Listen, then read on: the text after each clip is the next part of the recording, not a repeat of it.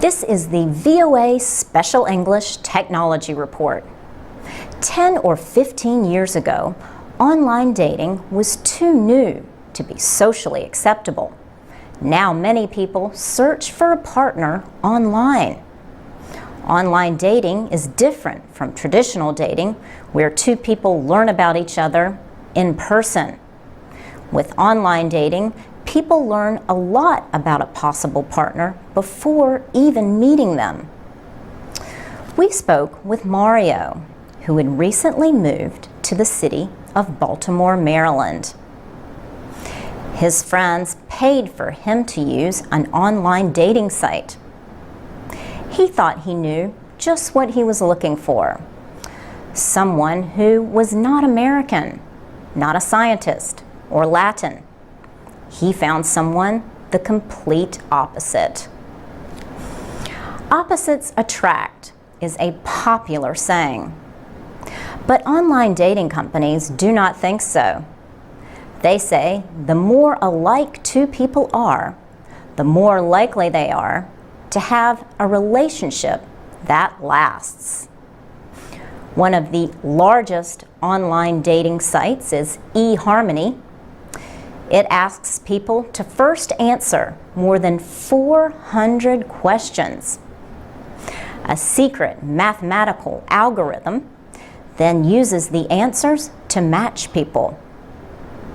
An algorithm is a step-by-step process for solving a problem. Gian Gonzaga is the Director of Research and Development at eHarmony. He told us two people do not have to be similar in everything. It is only those things that are most important to them. Macon Fardis is a clinical psychologist who works with couples. He does not believe in using mathematical algorithms to match people.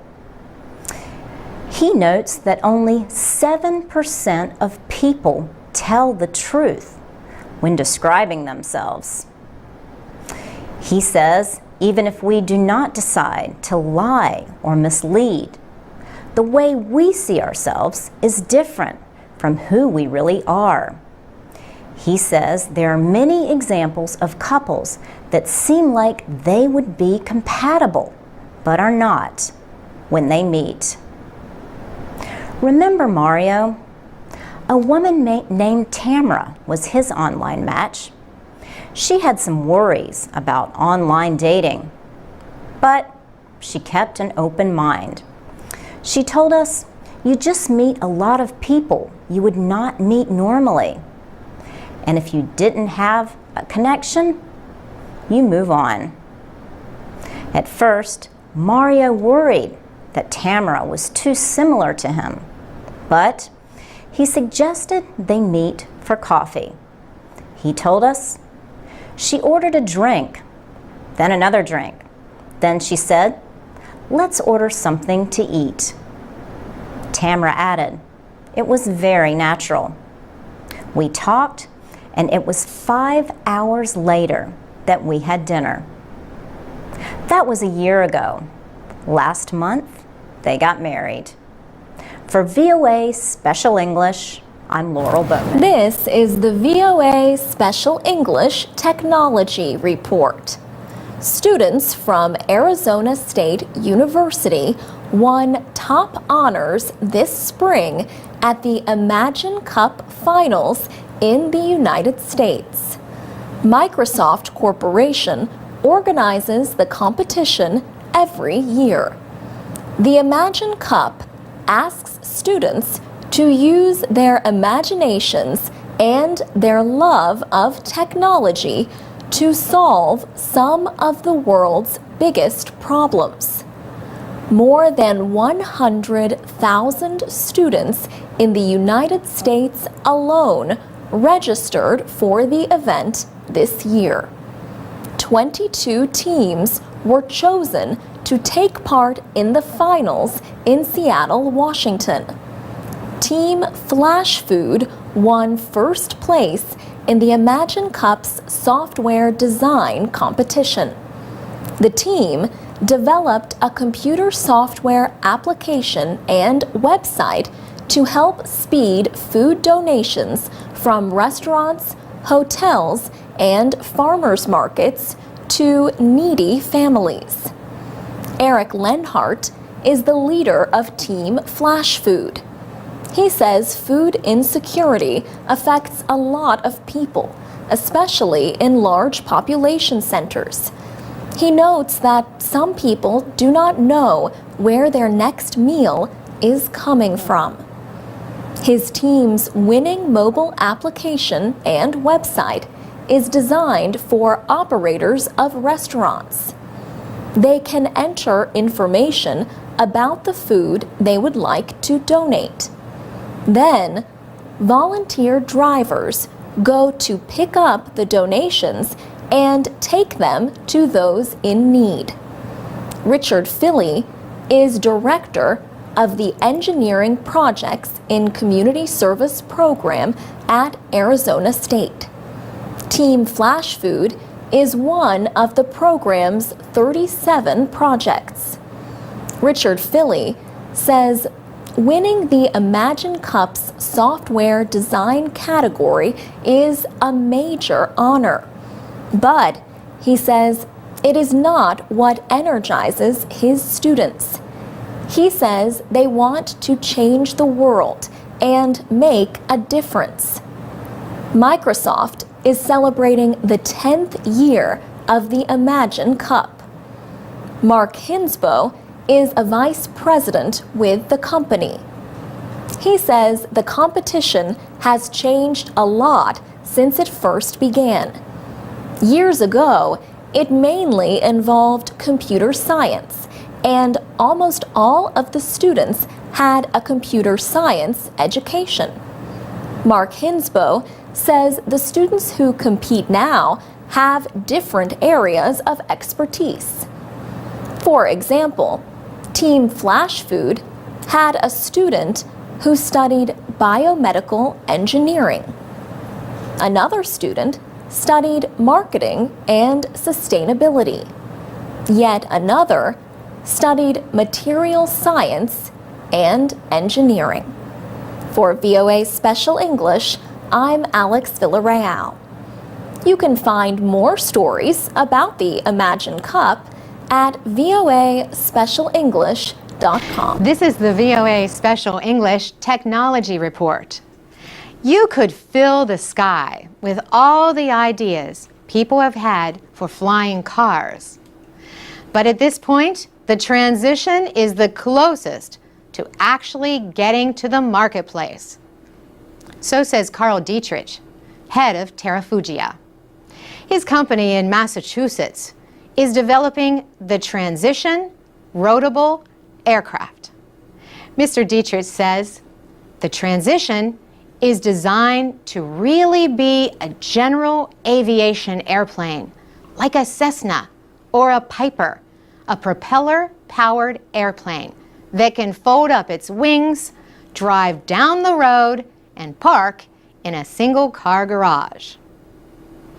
And he says the transition easily changes to a car in about 20 seconds. The driver folds up the wings and transfers power from a propeller to the wheels for driving on the ground. Development began in 2006, and the first road and flight tests took place in 2009. The transition had to meet federal safety standards for cars and aircraft.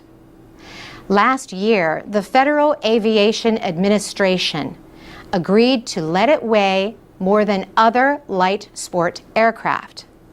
But even fully loaded, says Mr. Dietrich, it still weighs about half as much as an average car. The windows, for example, weigh less than traditional automotive safety glass. Terrafugia got permission for that in June from the National Highway Traffic Safety Administration. Carl Dietrich says the aircraft can climb to more than 3,000 meters. It can carry 2 people at speeds over 160 kilometers an hour in the air. And on the ground, it can drive at highway speeds, around 113 kilometers an hour. The plane needs an airport for takeoffs and landings, and pilot training for the driver. But it uses automotive gasoline. The company expects to complete the building process for its flying cars within the next few months. Then it will begin an intensive year-long testing program. Terrafugia expects the transition to reach market by the end of 2012 at a price of around $250,000. Karl Dietrich says nearly 100 people have already signed up as buyers. He hopes to sell as many as 1,000 a year in the near future. He says that will not have any appreciable or noticeable impact on the air traffic control infrastructure in the foreseeable future today. Now, 20 years down the road, who knows? For VOA Special English, I'm Carolyn Presutti. For more technology stories and activities for people learning English, go to VOA Special English. I'm Carolyn Presutti with the VOA Special English Technology Report. A new survey finds that more than 80% of Internet users in the United States search for health information online. The survey is from the Pew Research Center's Internet and American Life Project and the California Healthcare Foundation. Susanna Fox from the Pew Internet Project says doctors are still the main source of health information. But the survey found that searching online is one of the leading ways that people look for a second opinion. She said people are fact-checking what they have heard from a doctor. However, people are still very likely to turn to a health professional when they are planning a treatment. 44% of people are actually looking for doctors or other providers when they search for health information online. Another finding of the survey, 2/3 of Internet users look online for information about a specific disease or medical condition. The Internet has also become an important source of emotional support for people with health problems. Susanna Fox says 1 in 5 Internet users has gone online to find other people who have the same condition. She said even more people with serious or rare diseases go online to find other people who share their health concerns. A disease is considered rare if it affects fewer than 200,000 people worldwide. The rise of social networking has made it easier for people with rare diseases to connect with each other and feel less alone. Social networking is also changing the way some doctors and patients communicate with each other. Dr. Jeff Livingston operates a medical center for women in Irving, Texas. His office uses password-protected software to share information with patients. He says they provide patients full access to their medical care. Dr. Livingston says the software has increased efficiency, reduced costs, and improved relations with patients. He says It has just revolutionized the way we do healthcare. His medical center also has a Facebook page, a MySpace page, and a Twitter feed.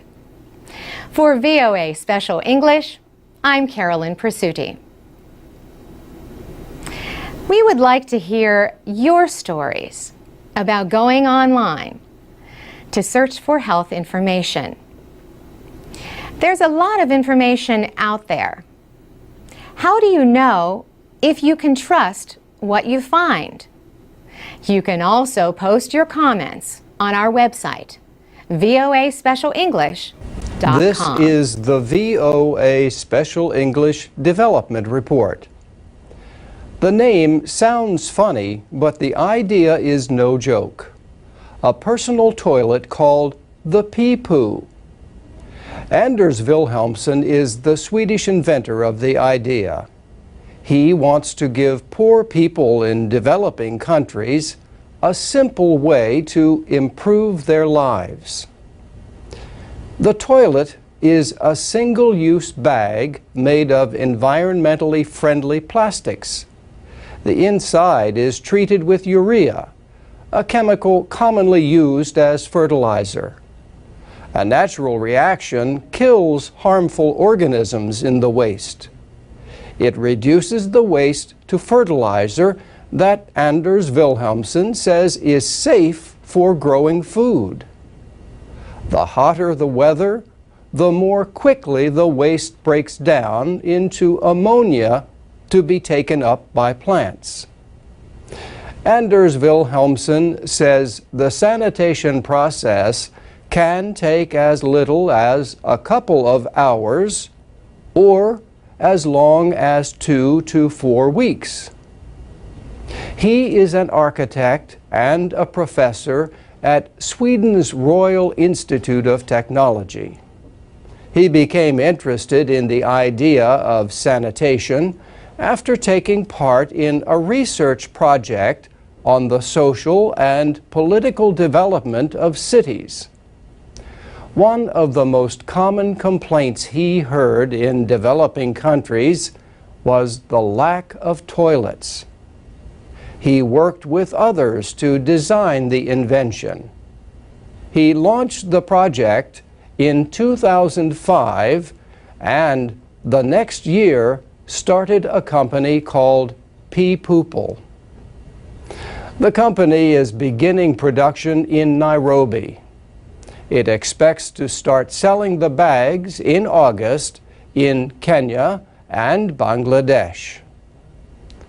Full production could reach about 500,000 bags a day.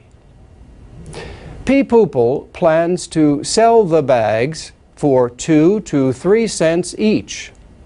Anders Wilhelmsson says people can get back 10 times what they paid by using the resulting fertilizer to grow vegetable gardens. The United Nations says more than 2.5 billion people around the world do not have good sanitation. Many have no choice but to use the outdoors.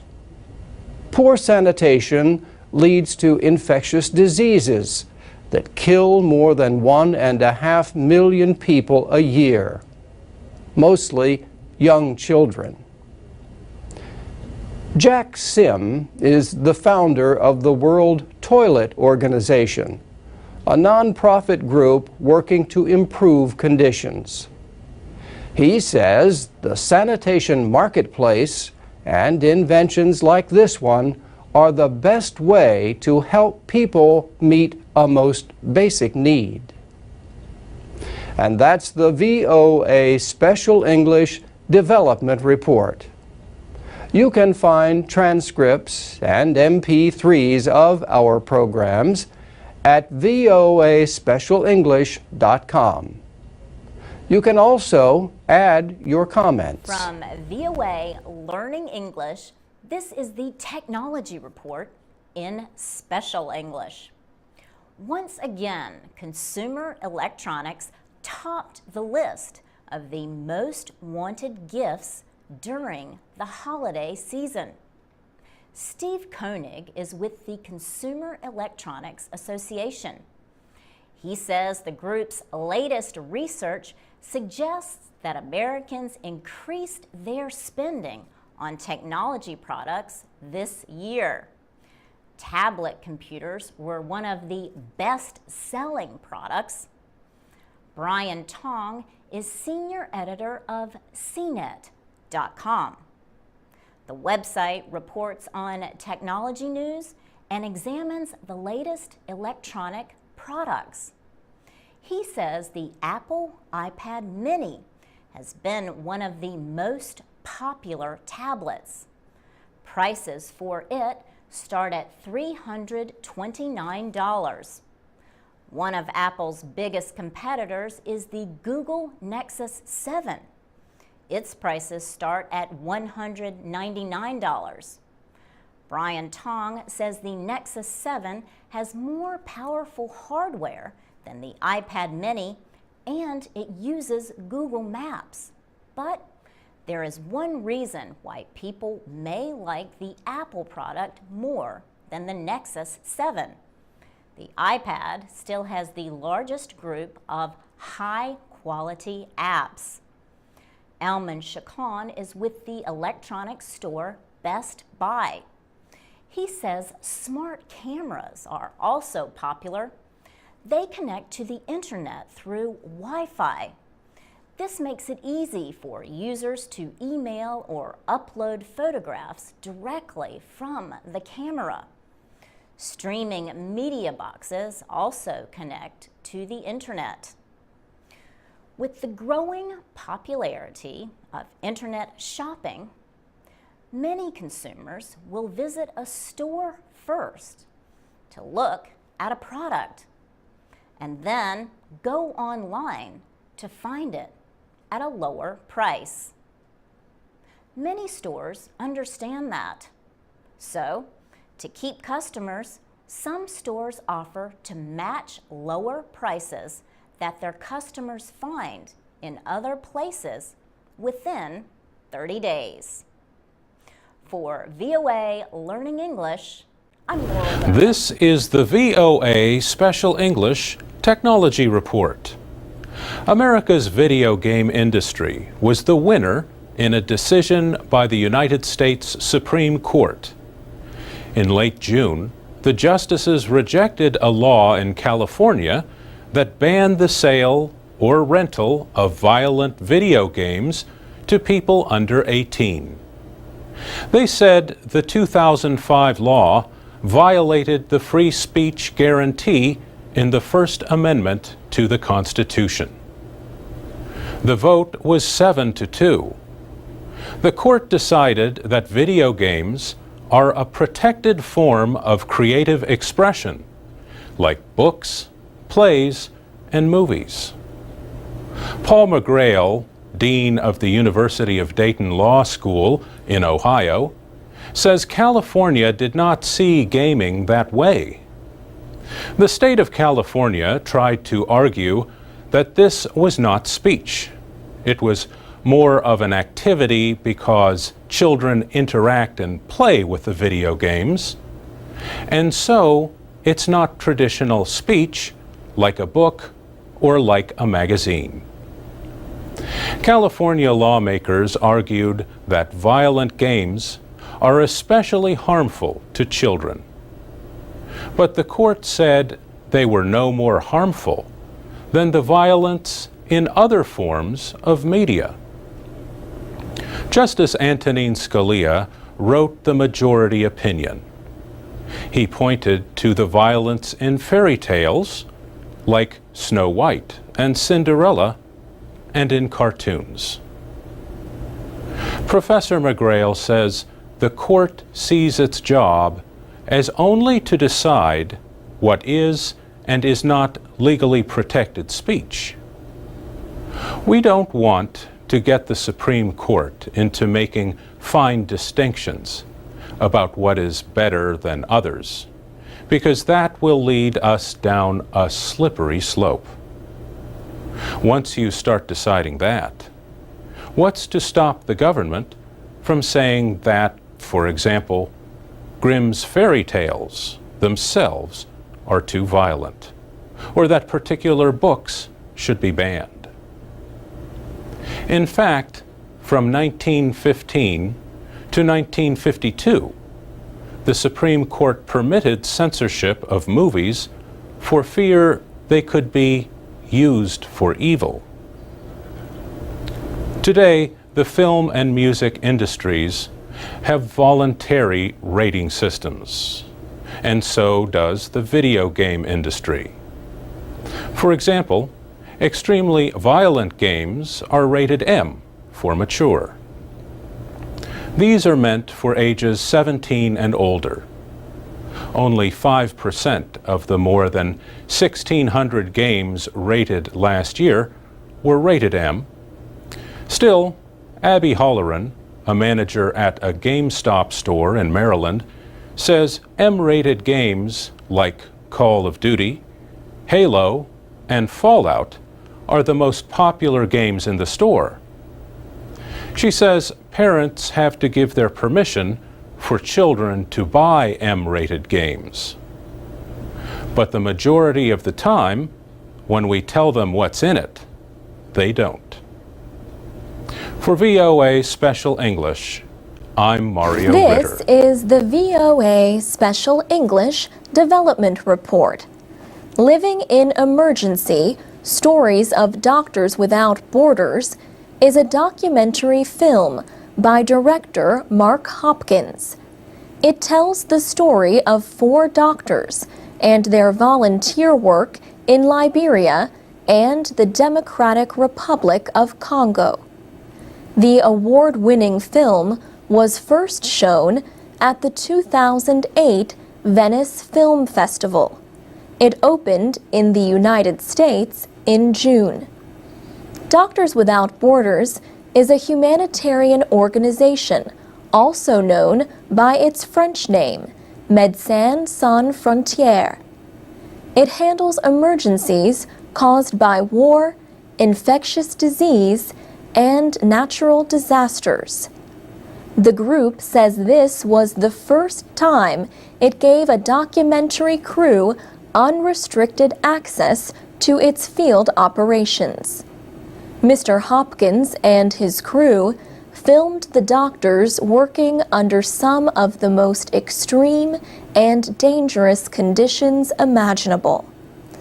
The director says Living in Emergency is a story about how things are, not how you wish things were.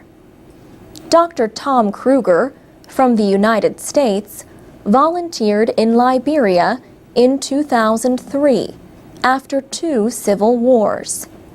He said, "It was pretty much a shock when I got here. You can't describe the smells, the feeling of the heat on your body, and the sweat running down your back. The smell of the pus that hits your nose, and of unwashed bodies in a closed room." Another doctor in the film, Australian Chris Brashear, has been with Doctors Without Borders for 9 years. He has served in the Democratic Republic of Congo and spent time in Liberia. He described some of the conditions he faced: no water, no electricity, no food. Doctors Without Borders was established in 1971 by doctors and journalists in France. Today, the group provides humanitarian medical aid in nearly 60 countries.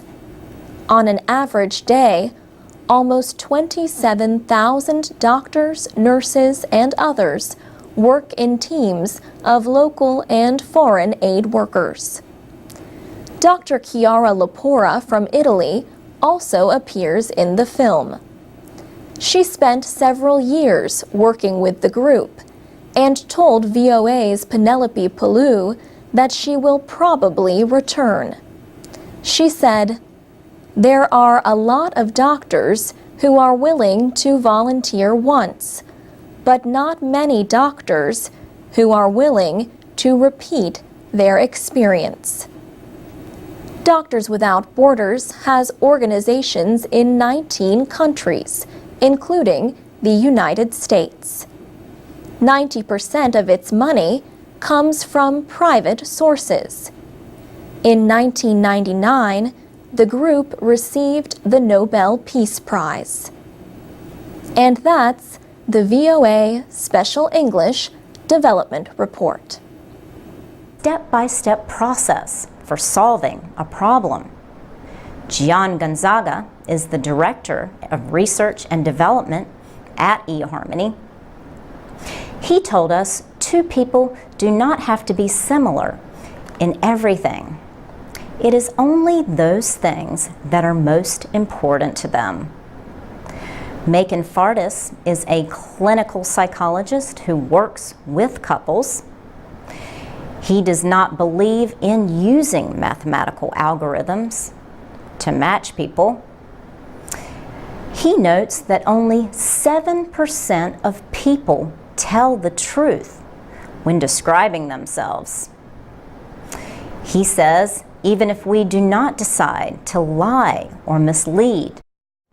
This is the VOA Special English Technology Report.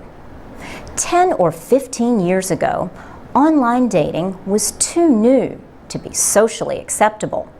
Now many people search for a partner online.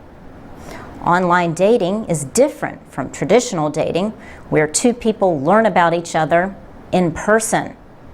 With online dating, people learn a lot about a possible partner before even meeting them. We spoke with Mario, who had recently moved to the city of Baltimore, Maryland.